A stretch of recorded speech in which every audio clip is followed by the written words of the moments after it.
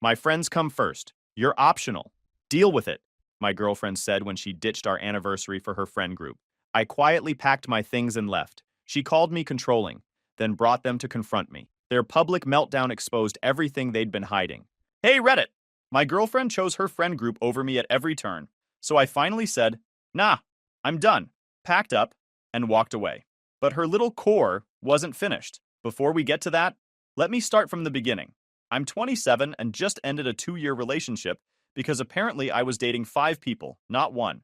My girlfriend Natalie is 25, and somewhere along the way I became an accessory to her friend group instead of an actual boyfriend. We moved in together about 7 months ago. Split rent, utilities, groceries, found a decent 2-bedroom in Riverside. $3,600 a month total, so $1,800 each. I work as a fire safety inspector for the city. Decent money, stable schedule. Thought we were building towards something real.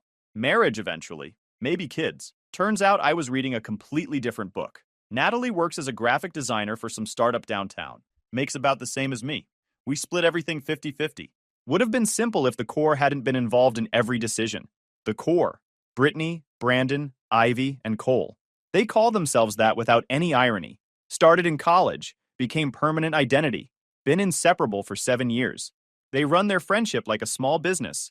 Shared spreadsheets, coordinated schedules weeks ahead, constant group chat buzzing with 300 messages daily. Together 3 or 4 times weekly. Monday trivia, Wednesday climbing, Friday movie nights, plus spontaneous weekends. My buddies and I grab beers twice a month. Normal stuff. We all have our own lives, but the core operates differently, and Natalie acts like missing one event means exile. That fear ruled everything. The group chat is constant. Her phone buzzes during meals, movies, conversations, 3 in the morning sometimes. I watched her check it during her uncle's funeral, because Cole needed everyone to weigh in about some girl. Cole's the worst, always fishing for details about other people's drama. Needs chaos to feel relevant. If there's a conflict anywhere in their social circle, he's the one narrating it to everyone else like it's breaking news. Makes everything into a story for the group chat. The breaking point came last week. Our 2-year anniversary was Saturday. I'd planned it a month ago. Made reservations at Marcello's where we had our first date. Got Radiohead tickets since she'd been obsessing over their tour. Even bought her that vintage typewriter from the antique shop she kept visiting. Told her about it 3 weeks ahead because I knew she scheduled everything with the core in advance. Wanted to lock it in early. Found her Thursday night scrolling Instagram stories of her friends at some brewery. Hey, just confirming Saturday. Reservations are at 7 and the concert's at 9. Her face dropped. Oh, that's Ivy's birthday pregame. I can't miss that. Stomach flip. Could they do Friday or Sunday? Her birthday's not even Saturday.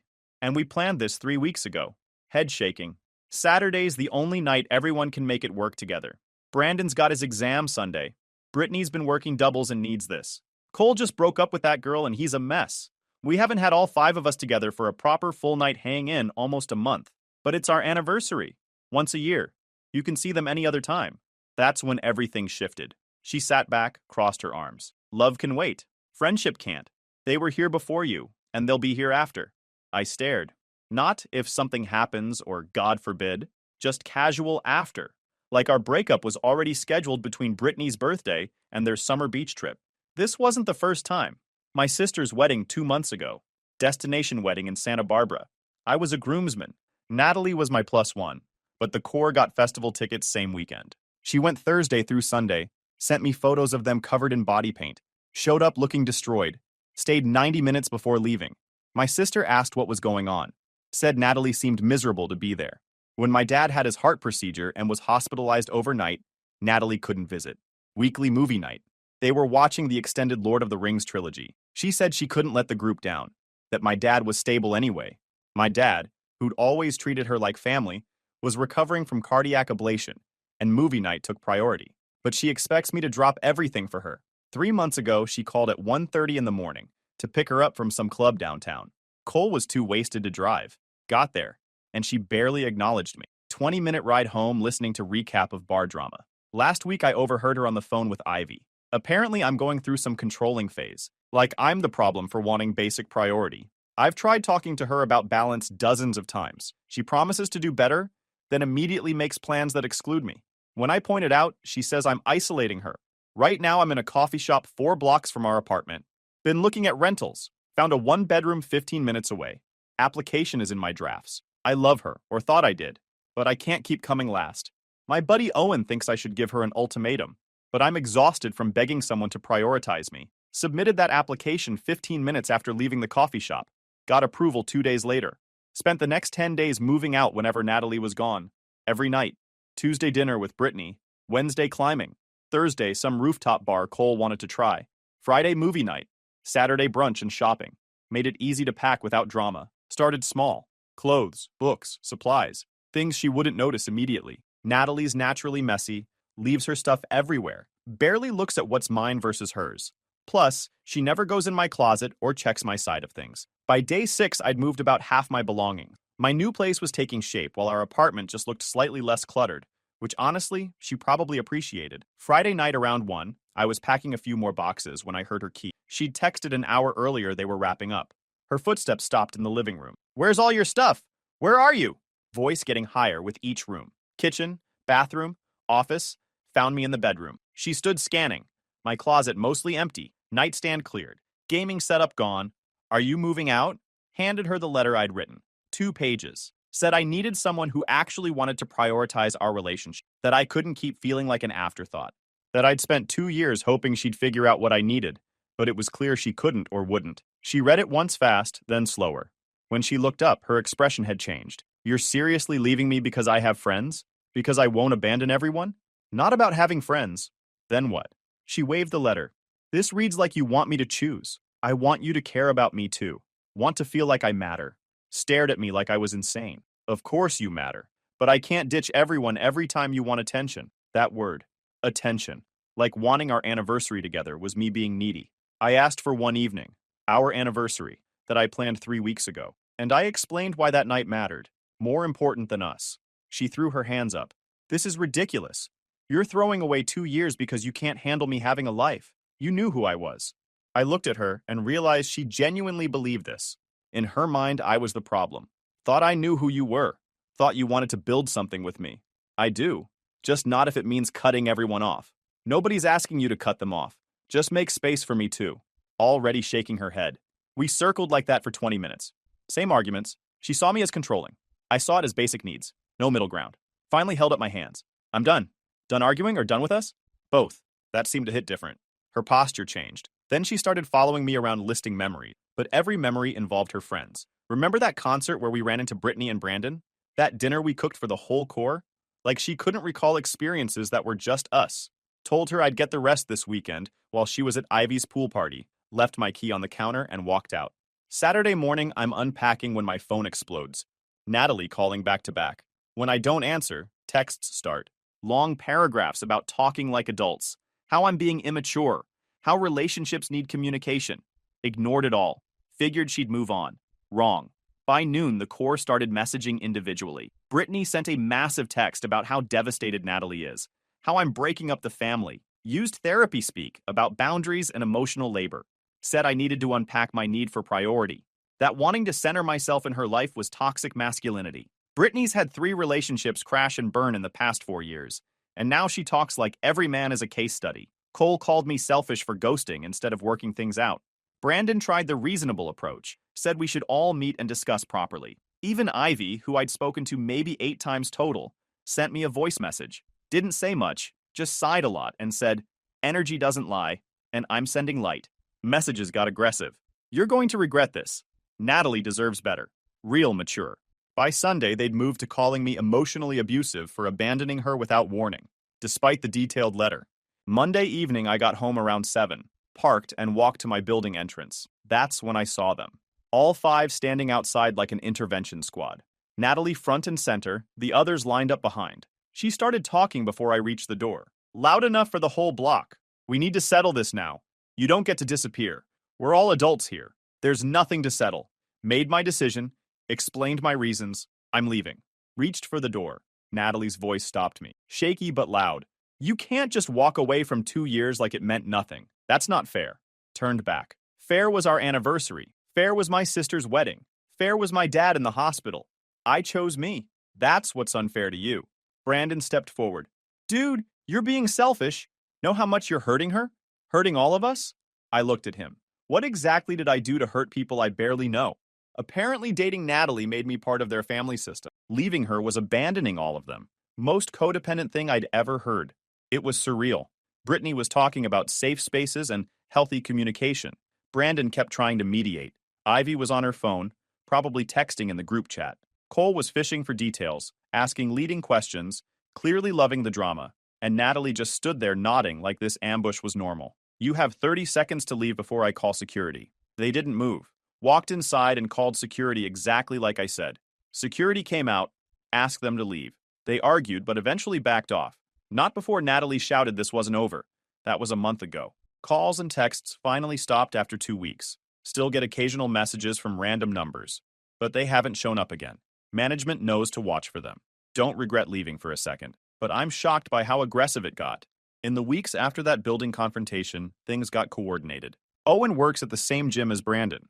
He started telling me Brandon was spreading things, said I isolated Natalie from her support system, that I had anger issues and control problems, classic stuff. No specifics, just vague implications meant to make me sound dangerous without saying anything I could actually challenge. Then the social media campaign started. Ivy posted photos of her and Natalie looking sad with captions like, healing era, and when they show you who they are, believe them. Never said my name. Just created vague clouds where people filled in the blanks themselves. Brittany posted Instagram threads about recognizing controlling behavior. Started general, got specific. If your partner gets upset when you spend time with friends, that's not love. That's control. Tagged Natalie. Everyone connected the dots. Cole worked the Whisper network. Reached out to mutual friends individually. Just checking in conversations that turned into Natalie's pretty shaken up. The way he left was intense. She said he'd been getting really demanding. Complete lies, but said like reluctant concern. I didn't respond to any of it at first. Saved screenshots instead. Every post, every message, every third-hand story that came back to me. Documented timestamps. Built a file. Organized it by date and person. Made notes about what was provably false versus what was just implication. Owen told me to defend myself publicly. Post my side. Clear my name. I told him to wait. That reacting too early would make me look defensive. That I needed to let them overplay their hand. The real escalation came 3 weeks after I moved out. Got a fraud alert on my phone while I was doing an inspection at a restaurant downtown. $847 charged to my credit card. Same card I'd let Natalie keep during our relationship for emergency. Car trouble, medical stuff, whatever came up. I'd honestly forgotten she still had it. Check the transaction details. Previous Friday night. Expensive Italian place near the waterfront.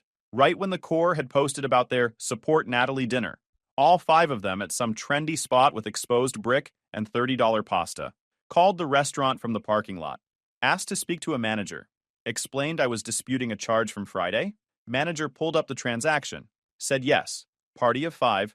Reserved under Natalie's name. Multiple bottles ordered. Appetizers, entrees, desserts, cocktails. Bill came to just over $700 before she added a 20% tip.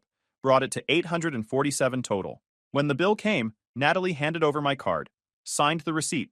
She'd used my credit card to fund an expensive dinner, where they were probably all talking about what a terrible person I was. Felt justified. Thought I owed her. Called my bank immediately. Disputed the charge as unauthorized use. Explained the card was supposed to be for emergencies only, that I'd broken up with the person and forgotten to cancel it. They froze the transaction, started an investigation, issued me a new card number. Then I sent Natalie one text. Only message I'd sent since leaving. Using my credit card without permission is fraud. Amount has been disputed and reported. Any further contact goes through official channels only. Hit send. Blocked her number immediately after. That's when Brittany tried to spin it. Posted within hours. Financial abuse doesn't end when the relationship does. Weaponizing money to punish someone for leaving is textbook controlling behavior. Cutting someone off from resources they relied on is manipulation.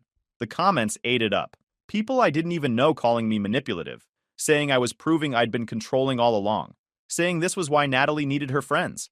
But I had receipts, bank statements showing the card was opened for emergencies, text messages from months ago where Natalie and I discussed it, where she agreed it was for emergencies only, transaction history showing she'd used it exactly once during our entire relationship, for a car tow, which I'd told her to do, then nothing until after we broke up. Still didn't post anything, just saved Brittany's post. Added it to the file. Then things got worse. Week after the credit card incident, I went back to our old apartment to get my final boxes. I'd taken over the lease temporarily when Natalie moved out 2 weeks prior, just to finish the move out cleanly and handle the logistics. She'd gotten her stuff earlier. Landlord was there for a routine inspection. Mentioned Natalie had been by the previous day. Said she'd taken some mail. He thought it was strange since she'd already moved out and wasn't on the lease anymore. Asked what she took. He didn't know specifics. Just saw her leaving with some envelopes. I checked my mail pile I'd left on the kitchen counter. Important stuff was gone. DMV renewal notice for my vehicle registration, credit card statement, some documents from work about my benefits enrollment. Not trash, not junk mail. Specific important documents that would cause me problems if I missed them. That crossed a line. Taking mail is federal, and she was no longer a tenant. Called the landlord, explained the situation, said I needed the locks changed since my ex-girlfriend, who was no longer on the lease, had apparently kept a key and was entering without permission and taking my mail. He agreed immediately. Mail theft is a federal crime. Rekeyed it that afternoon. Gave me the only copy. I sent Natalie a formal email through the landlord stating she no longer had any access to the property and any further entry without permission would be trespassing. Cole tried to spin it. Posted something vague about illegal lockouts and retaliation tactics. Made it sound like I was doing it to hurt her. Left out that her lease had ended. Left out that she'd already gotten everything. Left out the mail theft. Just painted me as petty. Around this time, Owen started noticing something at the gym. Brandon was showing up with Emma more often, working out together, leaving together, looking relaxed. Owen mentioned Emma had given Brandon a clear boundary early on. She wasn't dating him and 4 other people. If he wanted a relationship with her, he needed to establish boundaries with his friends, to prioritize their relationship sometimes, to not need group approval for every decision. Same thing I'd asked for. Exact same thing. And Brandon was doing it, pulling back from constant core activities, missing events, not responding to the group chat as quickly, building a life with Emma. Natalie confronted him at the gym, asked why he was becoming like Devin, why he was choosing Emma over the family. Brandon told her she was being unreasonable, that he was allowed to have a relationship, that she needed to grow up. First crack in the core. Then Brittany got promoted and moved to Seattle. Ivy and Cole made their relationship official. Every change made Natalie spiral harder, trying to hold everything together through guilt and manipulation. Owen said she'd been telling everyone it was my fault, that I'd poisoned them all, that everyone was pulling a Devin, like I was patient zero for growing up, but I still stayed quiet, documented everything, kept building my file, saved every post, every screenshot, every third-hand story, organized it chronologically, made notes about what could be proven false versus what was just spin. Because I knew they weren't done yet. People like this never are. They'd push until they got the dramatic confrontation they wanted. And when they did, I'd be ready. The second ambush came at a coffee shop 6 weeks after I moved out. Meeting Owen for lunch at Groundwork Coffee on 4th. Walked in around noon, and there they were. Natalie, Brittany, Brandon, and Ivy. Cole, notably absent, probably working. Corner table near the window. All saw me immediately. This wasn't random. Owen had texted me that morning confirming noon. I'd confirmed back. Then 20 minutes before I arrived, he texted saying he'd be late. Looking back, I realized the timing was too perfect. They must have been watching the entrance, waiting for me to show up alone. Whether they got lucky with Owen's delay, or had been staking out multiple days, I don't know. But they were ready. Brandon stood first, pushed his chair back. Devin, man, can we talk for a minute? Just a conversation. I looked at him, looked at the table. Adults don't bring an audience to negotiations. Brittany stepped forward. We're not here to attack you. We think you owe Natalie a real conversation instead of hiding behind blocked numbers. I don't owe anyone a performance. Already said what I needed to say. I'm leaving. Reached for the door. Natalie's voice stopped me, shaky but loud. You can't just walk away from 2 years like it meant nothing. That's not fair. Turned back. Fair was our anniversary. Fair was my sister's wedding. Fair was my dad in the hospital. I chose me. That's what's unfair to you. Brandon tried again, voice dropping to reasonable. Look, we all care about both of you. This doesn't have to end like this. Just sit down for 10 minutes. It already ended. You're just mad you weren't consulted. Ivy had her phone out. Not subtle. Recording from waist level. I smiled at her. Get my good side if you're going to lie about me. She lowered it. Partially. Angle changed but still recording. Brittany jumped in. You're clearly hurt and that's valid. But Natalie deserves real closure. She deserves to understand why you abandoned her. Closure isn't a service I provide. We're done here. Walked to the counter. Ordered coffee to go. The barista looked uncomfortable. Paid. Stood waiting while they regrouped behind me. Brittany's voice carrying. He's not ready for mature conversation. Walking away again. Natalie crying. He won't even look at me. Brandon trying to sound calm. Give him a minute. Got my coffee. Walked past their table. Didn't acknowledge them. Just left. Outside, I heard Brittany through the door saying something about unhealthy patterns. Heard Natalie's voice break. Sent Owen a text to meet somewhere else. But that interaction told me something different than the building ambush. That one had been aggressive, confrontational, demanding. This one was performed, calculated. They wanted me to look cold. Wanted footage of me walking away while Natalie cried. Wanted to show people I wouldn't even talk to her.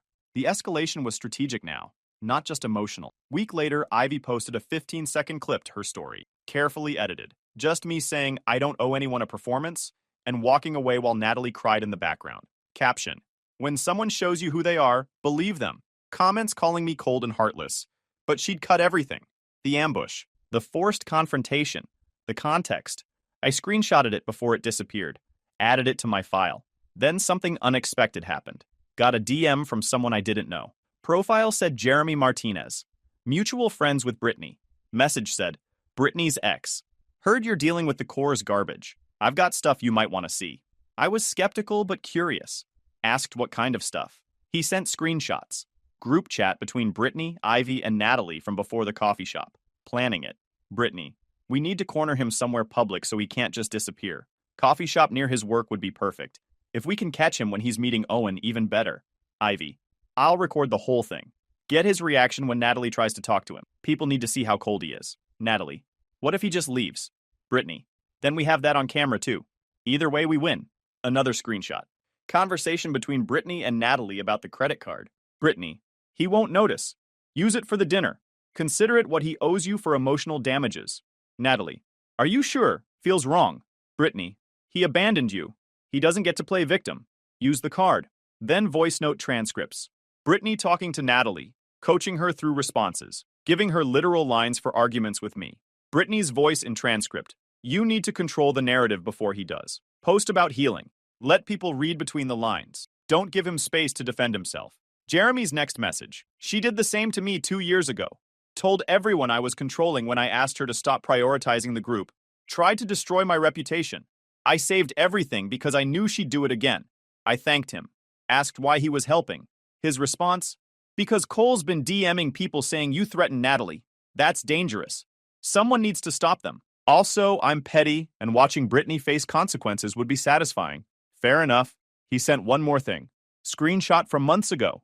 Brittany coaching Natalie through a fight with me from when we were together. Giving her lines word for word. Brittany: tell him he's isolating you. Use the word controlling. Make him defend himself so you can turn it around. Natalie: but he just asked me to skip one game night. Brittany: doesn't matter. Make him feel like he's the problem. Proof Natalie wasn't even speaking for herself. She was performing scripts. I saved everything Jeremy sent. Thanked him repeatedly. Told him I might need him to verify it was real. He said anytime. Said he'd be happy to go on record. That Brittany had done this to at least 2 other guys. That it was her pattern. Now I had a decision. Drop all of this publicly right now. Or wait for the right moment. I decided to wait. Because I knew they weren't done yet. The moment came 2 months after the breakup. Owen's friend Chris was getting engaged to his girlfriend Amanda. Big party at this event space downtown called The Foundry. Nice venue, exposed brick, string lights, open bar, about 80 people. Owen told me a week before that Chris and Amanda wanted me there. They knew the whole story. Amanda had actually dealt with the core before through mutual friends at some birthday party. Thought they were exhausting and performative. She'd apparently told Chris when they were planning the guest list, if Natalie shows up and causes drama, I'm personally throwing her out myself. I asked Owen if they'd been invited. He checked with Chris. Turned out Brandon was invited as someone's +1, some co-worker of Chris's who knew him, which meant the whole core might show up. They always traveled as a unit. I told Owen I'd go anyway. Bring my new girlfriend Zoe. I wasn't hiding. I'd been seeing Zoe for about 6 weeks at that point. Met her through work. She's an architect who does building consultations with the fire department, checking compliance for commercial spaces. We'd run into each other at a few job sites, started talking, grabbed coffee. She was calm, confident, didn't need drama. She knew about Natalie. I'd given her the overview during our 3rd date. Didn't hide anything. Told her about the core, the breakup, the harassment, all of it. Expected her to maybe be concerned. Instead, she just shrugged and said her ex had been similar. When I mentioned the engagement party and the possibility of running into Natalie and the whole core, Zoe didn't hesitate. If they start something and it gets unsafe or weird, we leave. Otherwise, I'm not intimidated by your ex-girlfriend and her fan club. They sound exhausting, but I can handle exhausting. That's when I knew she was different. No drama, no possessiveness, just normal about it. Day of the party, I wore a suit. Charcoal gray, one I'd had tailored last year. Zoe wore this dark green dress that looked incredible on her. We showed up around 8, party already in full swing. Place was packed, music playing from a DJ in the corner, people clustered around high-top tables, bartenders working the open bar hard, string lights everywhere. Chris and Amanda looked happy, greeting people, thanking everyone for coming. Saw Owen first near the bar. He came over immediately, hugged Zoe, whispered to me that the core was there. All 5 of them. Brandon had brought Emma, but somehow the rest had tagged along anyway. They were posted up near the back corner by the emergency exit. Natalie in a white dress that was way too formal for someone who wasn't the bride, like she'd dressed for her own event. Owen also mentioned he'd quietly warned Chris and Amanda they were there. Amanda's immediate response, "If they try anything, they're out. This is our night." I thanked him. Zoe and I grabbed drinks from the bar. Gin and tonic for me, sparkling water with lime for her. Went and congratulated Chris and Amanda. They seemed genuinely happy to see me. Amanda pulled me aside for a second. "Devin, if your ex tries something, don't engage. Just let me know. Let me handle it. Nobody's ruining this." I appreciated that. Told her I wasn't expecting trouble, but I understood. For about an hour, everything was fine. Zoe and I talked to people, chatted with Owen and his girlfriend, met some of Chris's work friends, danced a little when a good song came on, had a legitimately good time. I could feel Natalie watching from across the room, but she wasn't approaching. Then around 9:30, she moved. I saw it happening. She stood up from their table, said something to the others.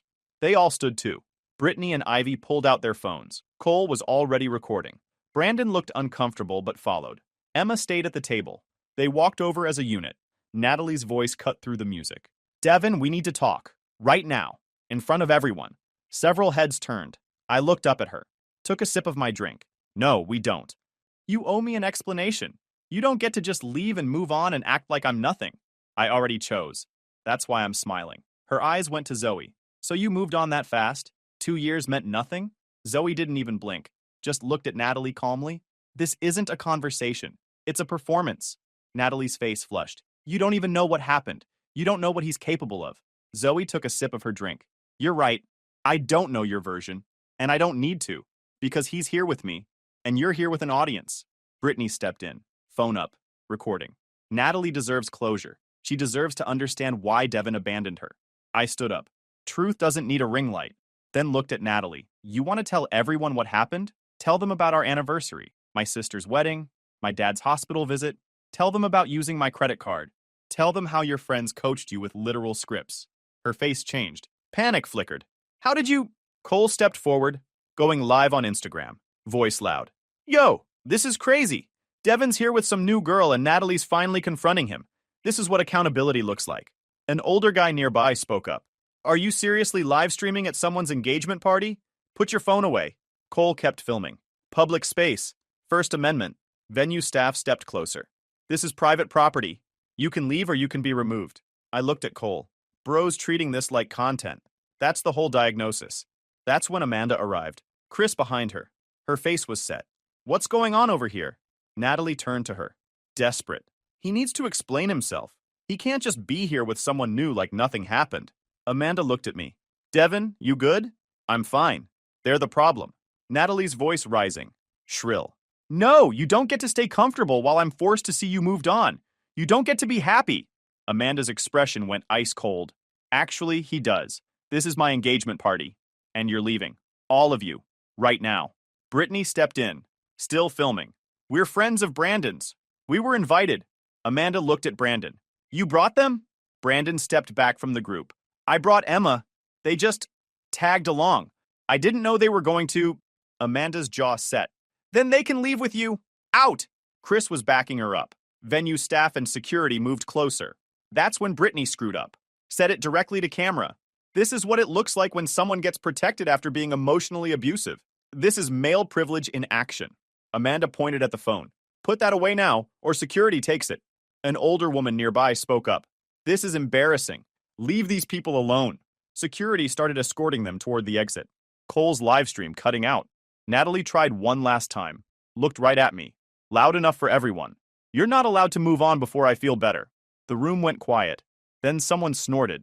Then awkward laughter spread because what she just said was so absurdly entitled, nobody could believe it was real. Security escorted them out. Brandon looked back once, genuinely embarrassed. Emma looked mortified and apologized to Amanda. Room was silent for 10 seconds. Then someone started slow clapping to break the tension. DJ turned the music back up. People started talking again. Amanda came back over. Sorry about that. Didn't think they'd actually try something? I thanked her. She waved it off. Not your drama, theirs. Honestly, best story we'll tell for years. We stayed another hour. People kept asking what happened. I kept it short. X couldn't let go. Brought her friends. They got kicked out. Sunday morning, I woke up to my phone blowing up. Messages from people I hadn't talked to in months, all sending me the same link. Someone had posted a thread. The truth about the core and what really happened. Screenshots of the group chat planning the coffee shop ambush. The conversation about the credit card. The coaching messages. The voice note transcripts. Brittany's exact words telling Natalie to use specific phrases. Then clips from Cole's livestream compared with Ivy's edited video from weeks ago. Showed how they'd cut context. How they'd framed things to make me look cold when they'd actually ambushed me. Then Jeremy's testimony. His story about Brittany. How she'd done the same to him. How the core operates like a machine. How they target anyone who tries to establish boundaries. The post ended with, "This isn't about a breakup. This is about a group who can't handle that not everyone wants to be part of their ecosystem." Devin didn't abandon Natalie. He chose himself, and they tried to destroy him for it. Comments were brutal. People calling out the entitlement. The "you're not allowed to move on" line getting memed. People recognizing therapy speak being weaponized.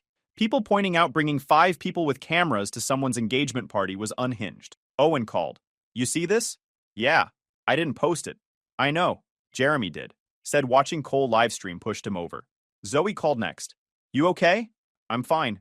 Didn't want it public, but I'm not mad. They chose public. They filmed. They livestreamed. This is consequences." By Monday, everyone was talking about it. Brandon posted an apology, said he'd been wrong to enable the behavior, said he was stepping back from the core permanently, called out Brittany and Ivy specifically for recording and ambush tactics. Brittany went private, deleted posts. Radio silence. Ivy tried damage control, posted her own version, said things were taken out of context, comments destroyed her. People posting comparisons of her edited clips versus full videos. Her authenticity brand collapsed. Cole got roasted for the live stream. Comments filled with least self-aware person alive and desperate for views. Natalie didn't post anything. Went dark. Week later, Chris and Amanda sent a message to mutual friends. The core was not welcome at future events. Not because of the confrontation, but because they'd brought cameras and tried to turn someone's engagement into content. 2 weeks later, Brandon had fully cut ties. Emma had given him an ultimatum. He chose her. Brittany moved to Seattle early, burned bridges locally. Ivy and Cole broke up. When drama dried up, they had nothing. The core was done. Week after the receipts dropped, my phone buzzed. Email notification. Subject, cease and desist. RE, defamatory statements. Formal letter from an attorney I'd contacted, sent to Natalie, Brittany, and Cole. Professional language. Documented false claims. Demanded they stop all contact and remove defamatory content. Not a lawsuit threat. Just a boundary with teeth. Cost me $400. Worth it. Harassment stopped completely. 3 months later, grocery store, produce section. Turned around and there she was. Natalie. Alone.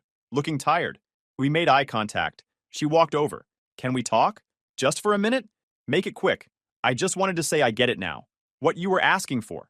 I see what Brandon and Emma have. I never gave you that. I'm sorry. I appreciate you saying that. I was wrong. About all of it. You look happy." I am. Zoe and I are doing well. Her face did this sad thing. That's good. You deserve that. So do you. Hope you find it. Grabbed my cart and walked away. Got home and told Zoe. She asked how I felt. Fine. It's done.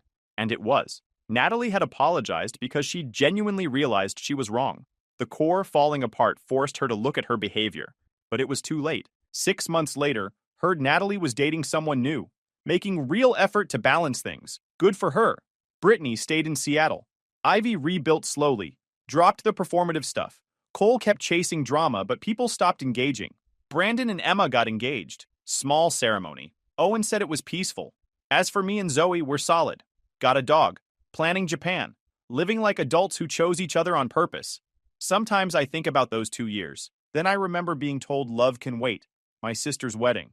My dad's hospital visit. anniversary plans canceled for a pregame, being told I wasn't allowed to move on until she felt better. And I remember walking away despite every pressure to stay. Best decision I ever made. Sometimes choosing yourself is the only real choice there is. Guys, we are so close to hit 100,000 subscribers on this channel. If you are not subscribed to the channel, please consider subscribing. It really helps hit that 100,000 mark. Thanks for making